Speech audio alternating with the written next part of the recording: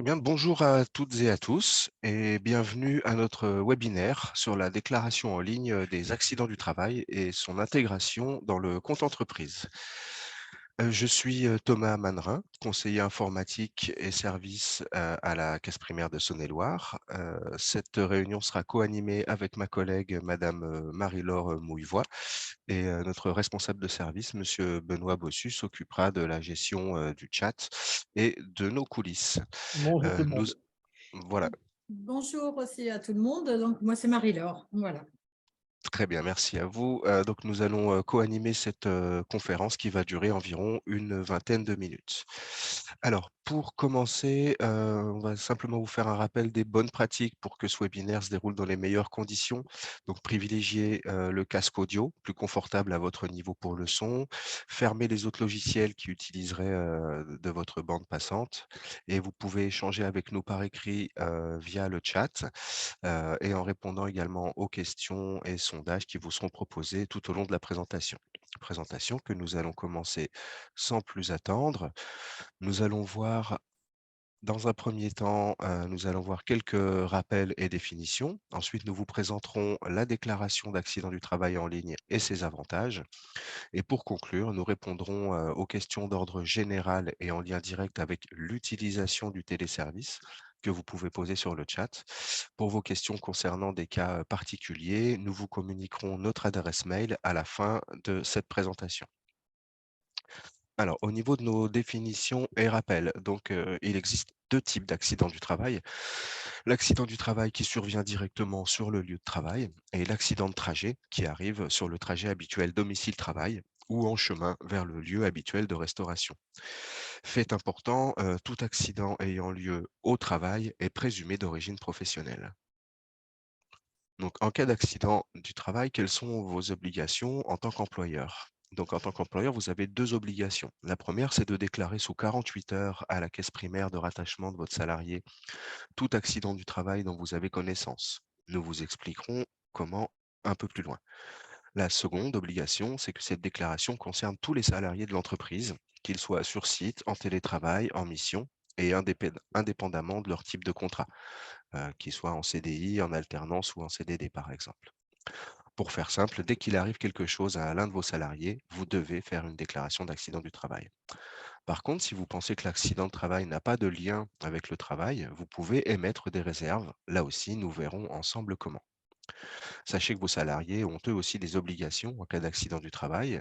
La première étant de faire établir un certificat médical chez un médecin. Ce certificat va décrire les lésions et ensuite sera envoyé à la caisse primaire. Enfin, si un employeur ne remplit pas son obligation de déclaration, le salarié ou ses ayants droit ont 2 ans pour déclarer eux-mêmes l'accident auprès de leur caisse. Donc la procédure, en résumé, elle se résume par une infographie que vous pourrez retrouver, sur, amélie.fr, rubrique entreprise. Donc cette infographie détaillée qui vous présente les étapes de la déclaration d'accident du travail. Donc une fois que le salarié a consulté son médecin et que vous, employeur, avez fait votre déclaration d'accident du travail en ligne, tous ces documents sont automatiquement transmis à la caisse primaire d'assurance maladie. Pendant 10 jours, vous pouvez émettre des réserves, c'est-à-dire amener des éléments qui vous font penser que l'accident n'est pas d'origine professionnelle. Tout cela se fait en ligne et vous n'avez pas besoin d'envoyer de courrier à la caisse primaire. De son côté, la caisse primaire instruit le dossier et rend sa décision sous 30 jours s'il n'y a pas eu de réserve ou sous 70 jours en cas de réserve. Dans les deux cas, employeurs et salariés sont bien sûr tenus informés de la décision de la caisse primaire. Dans le cas où des réserves ont été émises, le dossier est consultable dans son intégralité et chacun peut faire des observations sur les documents ou commentaires de l'autre pendant 10 jours. Quoi qu'il en soit, la caisse primaire doit rendre sa décision maximum 90 jours après la réception du certificat médical du salarié et la réalisation de la déclaration d'accident du travail. Dès lors que des réserves sont émises, le questionnaire risque professionnel est à compléter.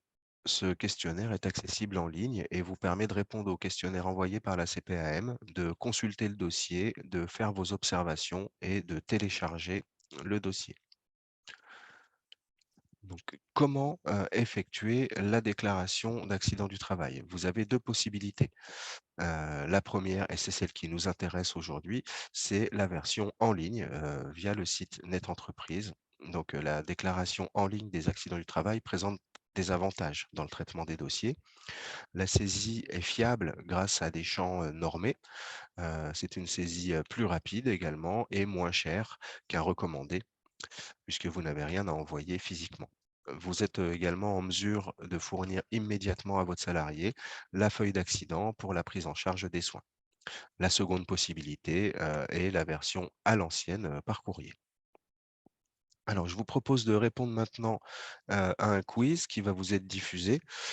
Simplement, on va vous demander, si vous avez déjà fait, une déclaration, d'accident du travail et si oui, est-ce que c'était une version en ligne ou une version papier? Donc je vous laisse le temps d'y répondre.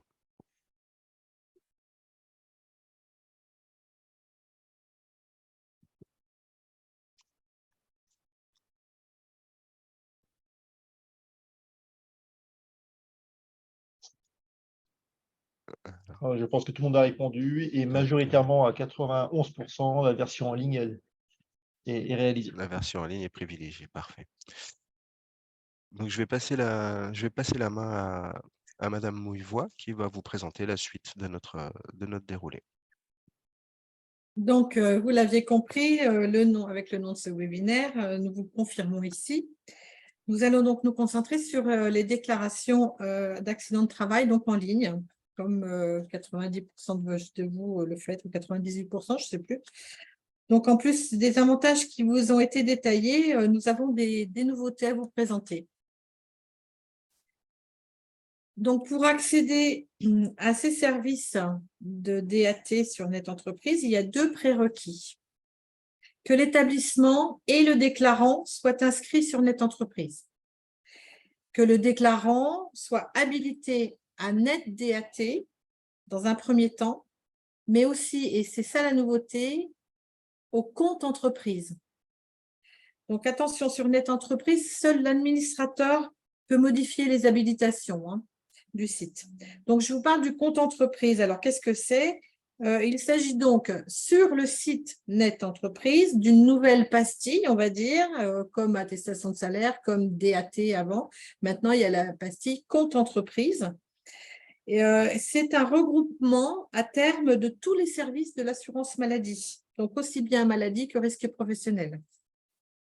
Donc, le compte entreprise de Net Entreprise regroupe donc tous les téléservices qui existent déjà, comme la déclaration en ligne des AT, comme les attestations de salaire aussi, et de nouveaux téléservices, par exemple le dépôt de pièces jointes dans le cadre d'un dossier d'indemnité journalière. Donc, pour les administrateurs, ceux qui sont administrateurs du site, vous pouvez rencontrer un de ces 4 cas de figure. Donc, on a détaillé sur cette slide des actions à mener ou pas, pouvoir accéder à la déclaration d'accident du travail ou de trajet, donc au sein du compte entreprise de Net Entreprise. Par exemple, on imagine que vous ne soyez pas encore inscrit à DAT sur le site. La première étape, c'est d'abord de vous inscrire à déclaration accident de travail, DAT, la pastille DAT. Une fois inscrit, vous ajoutez à vos déclarations possibles le compte entreprise, donc la pastille compte entreprise. Donc, on vous laisse prendre connaissance de ce slide, mais sachez que le document est également disponible sur le amélie.fr, l'onglet entreprise, bien sûr. Et donc, selon les cas de figure, il faut regarder où vous en êtes, si vous avez bien toutes les inscriptions, DAT et compte entreprise. Les autres cas de figure sont ceux du déclarant DAT, donc, qui n'a donc pas accès à la gestion du compte Net Entreprise. Alors, ce déclarant DAT qui n'a pas accès à ces déclarations, il doit contacter l'administrateur du site Net Entreprise et demander l'habilitation, donc je vous l'ai dit, pour DAT et pour compte entreprise. Donc, si vous n'êtes ni administrateur du compte Net Entreprise, ni déclarant DAT, vous pouvez contacter à ce moment-là l'administrateur du compte de votre établissement pour faire réaliser finalement une triple inscription, c'est-à-dire la première à Net Entreprise, la deuxième au compte entreprise et à DAT.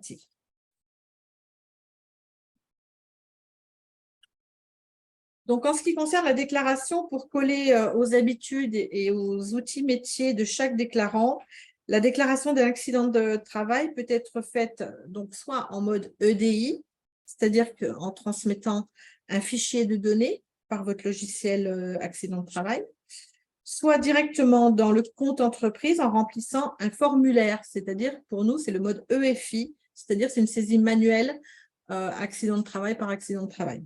Formulaire par formulaire.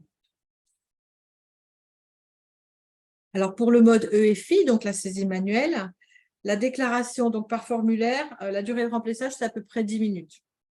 Les 5 étapes de remplissage et les éléments dont vous aurez besoin sont affichés, c'est-à-dire les informations sur les circonstances de l'accident, sur l'identité de la victime et sur le déclarant, enfin voilà, toutes les circonstances, tout ça.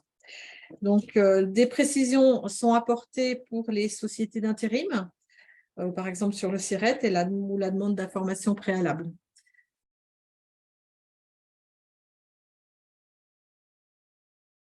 L'idée, donc, est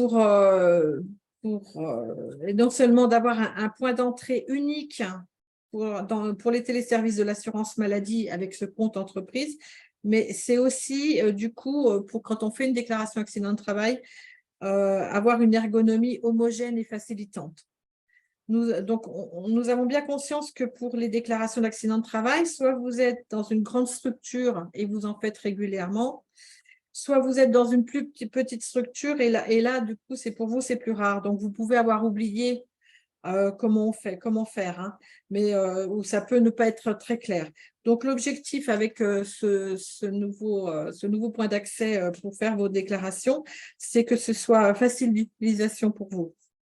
On a donc créé des éléments pour vous permettre de savoir où vous en êtes, d'identifier des champs obligatoires, les champs avec un petit astérix à la fin. Vous pouvez apporter de l'information sur, on vous apporte des informations sur des notions aussi un peu plus complexes. Donc, on se met un peu au standard que l'on connaît tous, donc un fil d'Ariane en fait, des infobules, des menus navigables, pas que des choses que vous connaissez.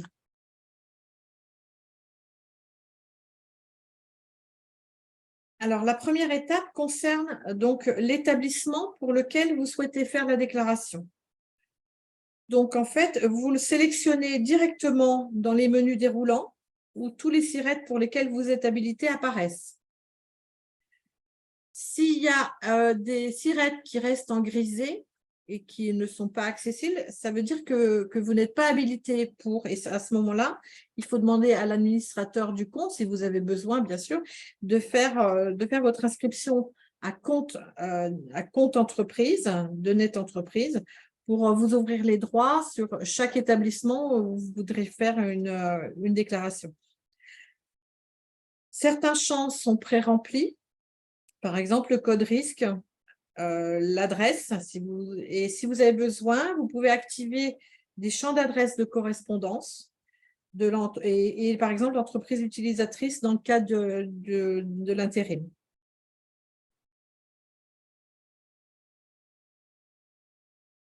Après, vous arrivez à l'étape ajout de pièces jointes ou de réserve. Alors, ce n'est pas une étape obligatoire, c'est complètement facultatif, hein, vous n'êtes pas obligé de remplir quoi que ce soit sur cette étape-là. C'est pour cela que vous pouvez cliquer sur « Passer à l'étape suivante » si vous n'avez rien indiqué à cette étape. Pour les pièces jointes, seuls les formats en PDF et en JPEG sont possibles. L'envoi ne peut pas dépasser plus de 5 mégas, que ce soit pour un seul fichier ou l'ensemble des documents. Et puis, bien sûr, il ne faut pas que les documents soient protégés par un mot de passe, parce que sinon, ils seront refusés. Alors, une autre précaution pour les réserves, elles ne peuvent pas dépasser 128 caractères. En fait, dans le champ libre qui est prévu à cet effet, quand on écrit des réserves, ça ne peut pas dépasser les 128 caractères. Alors, si vous avez plus de choses à nous dire que les 128 caractères, on vous conseille à ce moment-là de mettre une pièce jointe, de faire un document Word à côté et de le mettre en format PDF. Du coup, vous le mettez, vous l'ajoutez en décrivant par exemple des réserves motivées.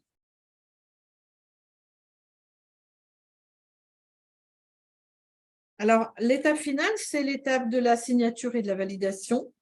Alors, c'est juste une petite case à cocher, la case qui dit je sous-signais, madame ou monsieur, certifie que les renseignements fournis sont exacts et transmet la présente déclaration à l'assurance maladie pour étude. Vous avez juste à cocher donc à côté pour que votre déclaration puisse être bien transmise. Si votre navigateur le permet, l'accusé de réception de la DAT et les documents rattachés seront automatiquement téléchargés au format zip dans un dossier nommé du numéro de dépôt. Il vous faudra attester avoir pris connaissance des documents téléchargés. Vous pouvez également lancer le téléchargement manuel. Mais attention, une fois que cette page est fermée, vous ne pourrez plus accéder aux documents. Donc, pensez bien à les enregistrer avant la fermeture de cette page. Donc, on a parlé du mode EFI. Maintenant, on parle du mode en EDI, c'est-à-dire l'échange des données informatisées, donc votre transmission d'un dossier complet, en fait, de plusieurs déclarations. Alors, le fichier est généré automatiquement, directement à partir de vos outils de gestion, donc dès lors qu'ils sont certifiés pour les échanges avec l'assurance maladie, bien sûr. Vous avez quelques règles simples à respecter pour que le téléchargement se fasse sans problème. Donc, le fichier doit être zippé et ne pas dépasser 5 mégas et surtout sans mot de passe. Concernant les logiciels que vous utilisez, la norme d'échange ne change pas. Voilà, je laisse la main maintenant à Thomas pour la suite. Voilà, donc comme Marie-Laure vous l'a présenté, vous avez la possibilité, dans le cadre d'une déclaration d'accident du travail, d'ajouter des réserves. Donc encore une fois, si vous n'avez pas de réserve à émettre, ce n'est pas une obligation d'émettre des réserves sur une déclaration. Donc une fois vos déclarations effectuées, vous retrouvez ces dernières sur la page d'accueil du compte avec une présentation pensée pour que vous puissiez voir toutes les déclarations du SIRET sélectionnées pour lesquelles il est possible de faire des réserves. Donc on vous a dit vous aviez un délai de 10 jours francs à respecter pour émettre ces réserves. Donc les déclarations qui sont dans ce délai apparaissent. Donc les déclarations que vous voyez en premier sont celles pour lesquelles le délai de réserve est le plus court. Vous pouvez accéder à cette fonctionnalité à partir de la page d'accueil ou à partir du menu latéral Déclarer un accident du travail et ajouter des réserves. Puis en cliquant sur le bouton Ajouter des réserves. La fonctionnalité filtre permet de trier les déclarations éligibles aux réserves par date de dépôt ou date d'accident. Et la barre de recherche vous permet de rechercher des déclarations d'accident du travail par numéro de sécurité sociale, nom ou prénom de la victime. Si vous téléchargez des pièces, elles sont contrôlées, format, taille, antivirus. En cas d'erreur, un message s'affiche et la pièce jointe n'est pas téléchargée. Donc, pour ajouter des réserves, sur la page qui correspond, un texte explique ce que sont les réserves, explique également ce qu'est le décompte des 10 jours francs et décrit la déclaration sélectionnée. Toutes les réserves déjà formulées sont modifiables et suppressibles. Tant que le délai de rattachement de réserve à une DAT émise n'est pas expiré, vous pouvez renouveler l'ajout de réserve motivée à la déclaration, modifier ou supprimer celle déjà faite. En cliquant sur le bouton Valider l'ajout des réserves, un message de confirmation s'affiche. Il vous précise qu'il faut 30 minutes pour voir afficher sur le site les modifications ou ajouts faits. Vous n'avez, encore une fois, pas besoin d'envoyer des documents en version papier à votre caisse. Une fois la validation effectuée, vous êtes redirigé vers la liste des déclarations d'accident du travail éligibles à l'ajout de ces réserves. Donc, voilà, donc là nous arrivons à la fin de notre présentation. Donc le meilleur moyen, vraiment, là vous avez eu des visuels qu'on vous a diffusé du site internet, le meilleur moyen de vous familiariser avec la déclaration en ligne, bien sûr, c'est de pratiquer. Donc, nous vous recommandons de découvrir ce téléservice par vous-même. Donc, si vous y avez accès dès aujourd'hui, allez-y. Sinon, faites le nécessaire auprès de votre administrateur pour y être habilité. On vous recommande de vous «entraîner» entre guillemets sur les déclarations d'accident du travail puisque vos saisies, elles ne sont enregistrées qu'à la validation de l'étape 5. Donc si vous vous arrêtez avant de valider à l'étape 5, votre saisie, elle n'est pas enregistrée, mais ça vous permet au moins de voir, l'ergonomie du site et puis son utilisation. Donc voilà, on va vous inviter maintenant à répondre à quelques questions sur, ce téléservice ainsi qu'un sondage. Je vous laisse le temps d'en prendre connaissance. Le Donc si vous premier, souhaitez, par rapport à ce téléservice-là, la déclaration en ligne des accidents de travail, si vous souhaitez un accompagnement, personnalisé, sur l'utilisation de ce téléservice, il suffit de répondre «oui», à la 1re question et on vous contactera, de façon personnalisée.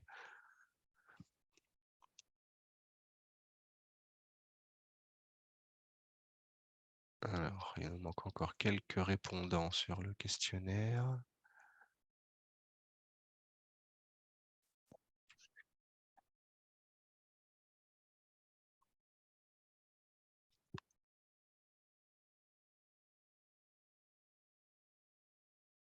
voilà, je pense que là, c'est tout bon. Ouais, on a à peu près, je crois, le même nombre d'abstentions que la 1re question, donc Ouais, on a plusieurs personnes de la même entreprise. peut-être,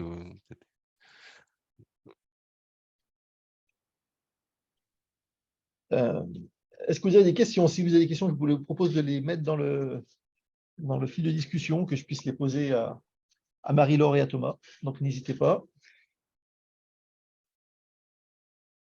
Alors, j'ai une première question. Nous sommes un cabinet comptable et nous avons un compte tiers déclarant. Peut-on déclarer la DTAT par notre propre compte ou faut-il aller sur le compte du client?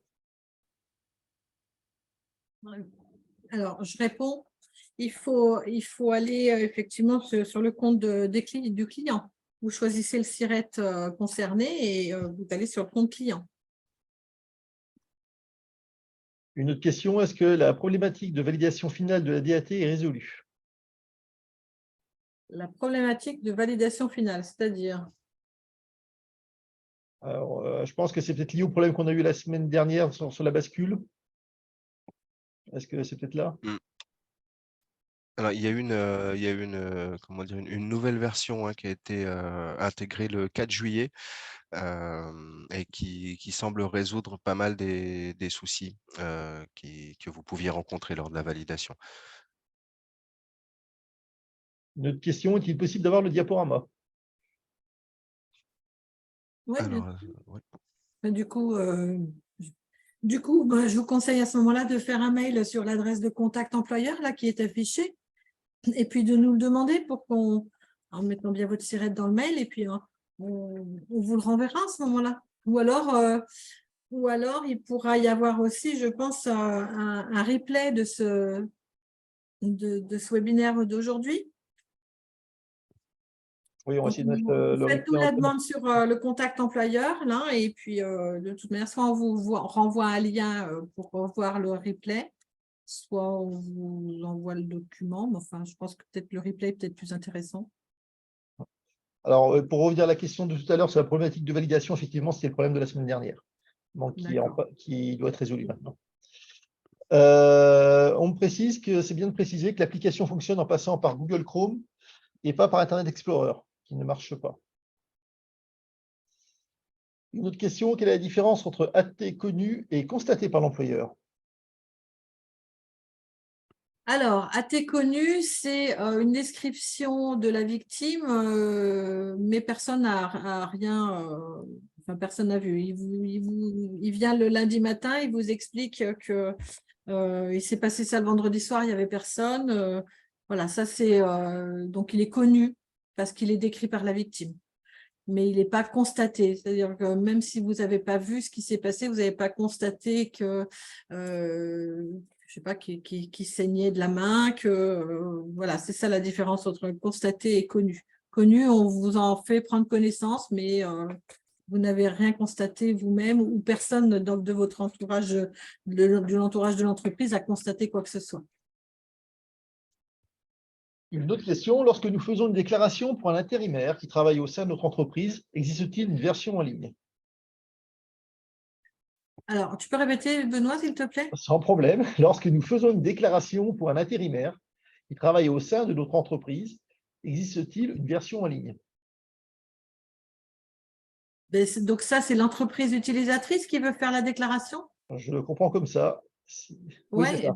Oui, l'entreprise utilisatrice, elle va sur cette, enfin, elle fait une information préalable à l'entreprise intérimaire, je pense, et puis elle peut faire la déclaration justement sur compte entreprise. La déclaration en ligne, c'est que là-dessus, que sur Net Entreprise. Ah, elle précise que c'est une version papier et que ce n'est pas le même formulaire. Eh ben, on va creuser un peu. C'est l'information préalable, peut-être alors. C'est peut-être l'information préalable. Tout à fait. Oui, d'accord. Mais après, là, une fois l'information préalable, alors oui, non, il n'y a pas de version en ligne du coup de l'information préalable entre l'entreprise utilisatrice et l'entreprise intérimaire. Ben, c'était la question suivante, justement, est-ce que les déclarations préalables pour le personnel intérim sont réalisables sur le Net Entreprise? Donc là, Non. tu as répondu. Non, il n'y en a pas. On a eu des problèmes rencontrés lors de la télétransmission des certificats de travail.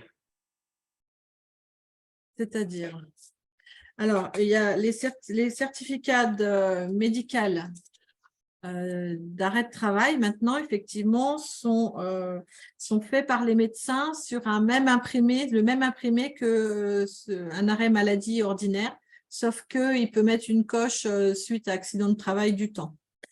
Mais du coup, le problème je pense que c'est peut-être de ça dont vous parlez, le problème qui intervient souvent, c'est que les médecins pensent qu'une fois que ce certificat d'arrêt de travail, donc qui est sur un CERFA comme l'arrêt maladie, le médecin pense que ça suffit.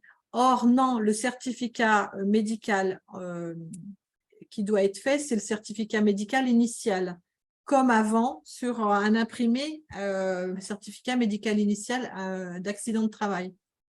Je m'explique. Le certificat médical, il faut deux choses pour qu'un accident soit pris en compte. Il faut la déclaration de votre part, mais il faut aussi de la part de l'assuré, je dis bien de l'assuré, il faut le certificat médical initial rempli par le médecin. Et ce certificat médical initial, il décrit des lésions, il décrit ce qui s'est passé à telle date. D'accord ? Donc, il faut, quand un médecin nous fait simplement un arrêt de travail sur les nouveaux imprimés et qui dit qu'il y a un AT et que c'est qu'il arrête du temps au temps, eh bien, ça ne suffit pas pour le premier certificat, ça ne suffit pas. Il faut le certificat médical initial avec la description des lésions. Donc, et ça, c'est bien comme l'ancien document sur un imprimé certificat médical initial, accident de travail. Et après les prolongations, il peut les faire effectivement, ou l'arrêt de travail même initial, il peut le faire sur les nouveaux imprimés. Mais il faut quand même un certificat médical initial fait par le médecin. Est-ce que vous me comprenez? Est-ce que c'est clair ou pas?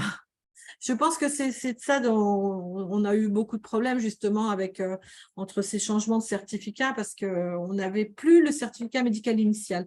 Le docteur pensait que c'était suffisant de faire l'arrêt de travail sur les nouveaux imprimés. Mais non, ça suffit. On me dit que c'est très clair, mais on me demande aussi si on peut voir ces formulaires.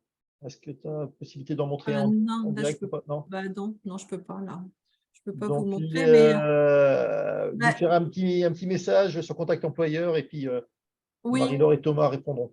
voilà, tout à fait. Vous nous adressez, vous nous demandez une copie d'un formulaire, mais après le certificat, on peut peut-être retrouver sur amélie.fr en fait, aussi dans l'onglet assuré, on peut voir à quoi ressemble un arrêt de travail, un certificat médical initial en AT et les nouveaux arrêts de travail qui comprennent aussi bien la maladie que l'AT. Je pense que sur Amélie, c'est visible, mais autrement, demandez-nous par mail et puis on vous rappellera pour vous montrer sur le site. Alors, quelqu'un n'a pas bien compris la différence entre EDI et EFI. Ah. Que je t'avais demandé hier de me expliquer. En EFI, en fait, ce qu'on appelle les données en EFI, c'est une saisie manuelle. Vous allez sur DAT, enfin DAT, compte entreprise, vous allez faire une déclaration, vous saisissez les champs, voilà, et vous validez. Enfin voilà, ça c'est une saisie en EFI. C'est des données informatisées, du coup, une à une, voilà. Alors qu'en EDI, c'est un échange de données. Du coup, c'est les grandes entreprises en général qui qui font des échanges en EDI, c'est-à-dire qu'ils transmettent directement tout un fichier de données automatiquement par leur logiciel. C'est pas une saisie manuelle. Voilà, c'est ça la différence. EFI, c'est manuel. EDI, c'est des échanges de données, de plusieurs données en même temps. Voilà, juste une précision, EDI, ça veut dire envoi de données informatiques, et donc ce sont les données qui sont extraites de votre logiciel de paye que vous allez transmettre à l'assurance maladie. Et EFI, c'est l'envoi de formulaires informatiques, et c'est ce qu'on vous a présenté la majeure partie de notre webinaire là. EFI, c'est un formulaire que vous allez remplir en ligne sans forcément joindre des fichiers ou des dossiers. Voilà.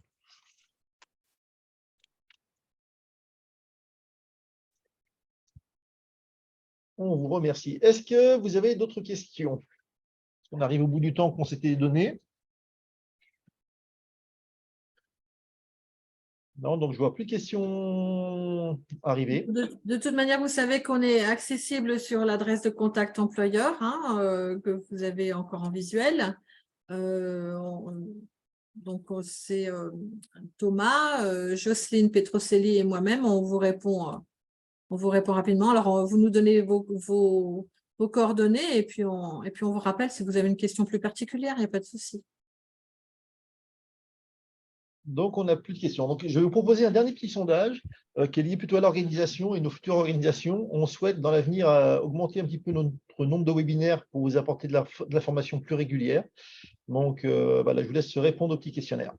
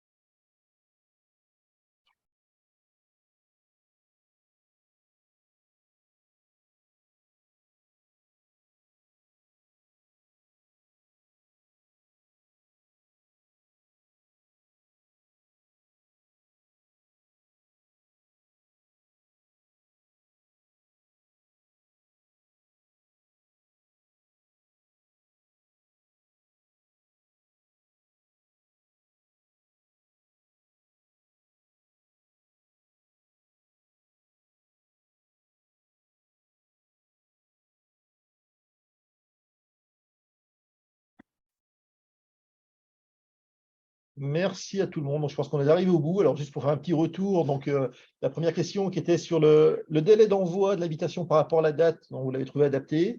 Le fait de vous proposer plusieurs dates et horaires différents, pareil, vous avez trouvé ça adapté. La durée du webinaire vous a paru majoritairement adaptée. J'ai 3-4 personnes un petit peu trop courtes. Donc, intéressant à savoir. Ce qui serait intéressant là-dedans, finalement, c'est de savoir les questions sur lesquelles on aurait pu les creuser un peu plus. Pour les prochains webinaires, préférez-vous le matin ou l'après-midi? Majoritairement, on est plutôt sur le matin. Et sur les différents thèmes à aborder, on a une grosse demande sur le temps partiel thérapeutique, la maternité-paternité et le site net entreprise plus général. Voilà. Donc, très bien. D'accord. Merci à vous pour tous ces retours. On viendra vers vous sûrement pour creuser un peu plus ces différents thèmes et vous apporter les réponses que vous souhaitez. Donc, au nom de toute l'équipe, je vous remercie beaucoup. Merci à tous. Merci beaucoup. Bonne journée. Bonne journée à journée à tous tout et à le monde. toutes. À Au bientôt. revoir. Au revoir. Au revoir.